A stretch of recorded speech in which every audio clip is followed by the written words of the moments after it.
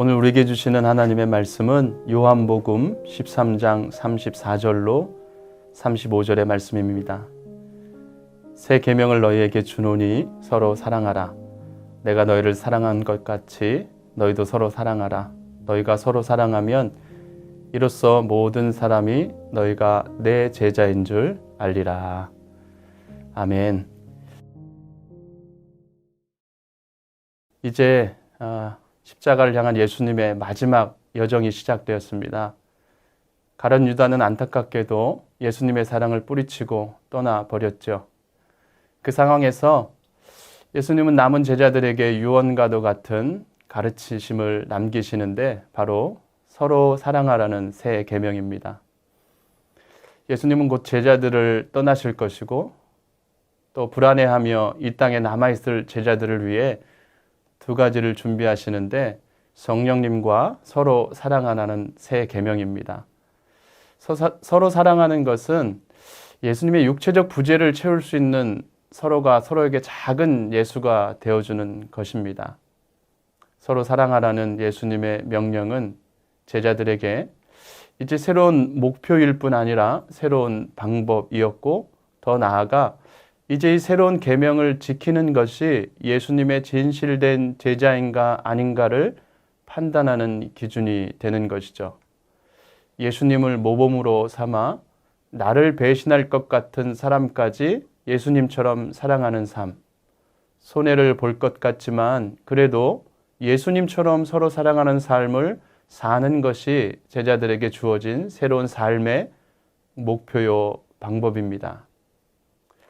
우리가 다니는 교회 건물의 크기나 우리가 얼마나 자주 교회에 출석하느냐, 또 우리가 준행하는 종교적인 행위가 아닌 예수님이 제자들 끝까지 사랑하신 것처럼 서로를 사랑하며 살아갈 때 세상은 우리들을 예수님의 제자로 인정하게 되는 것이죠.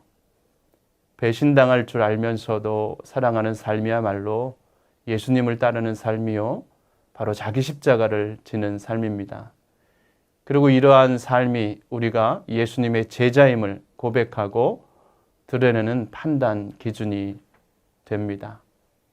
예수님은 우리가 따라가야 할 예수님의 영광을 서로 사랑하라는 새 계명에 담으셨습니다. 예수님은 우리의 가치체계에 새로운 명령을 주신 것이죠. 세상이 추구하는 삶은 성공한 인생이지만 우리들의 공동체인 교회는 우리 자신을 희생해 다른 사람을 살리는 예수님의 삶을 본받아야 합니다. 그러나 안타깝게도 교회와 우리 성도들은 시간이 흐를수록 예수님의 이 계명을 빠르게 잊어갔습니다. 우리의 합리적인 판단 기준이 사랑과 용서의 가치보다 우선시되었고 교회 안에서는 사랑보다는 종교적, 사회적 신분이 더 주목을 받게 되었습니다. 교회 직분을 사회 직급처럼 생각하고 한 단계 더 높이 올라가기를 바랬던 것이죠. 많은 경우 형제를 미워해도 예수님의 계명을 어겼다는 죄책감을 갖지 않습니다. 지금 우리가 주목해야 할 것은 바로 새 계명입니다. 서로 사랑이 예수님께서 우리에게 주신 그리스도의 정체성입니다.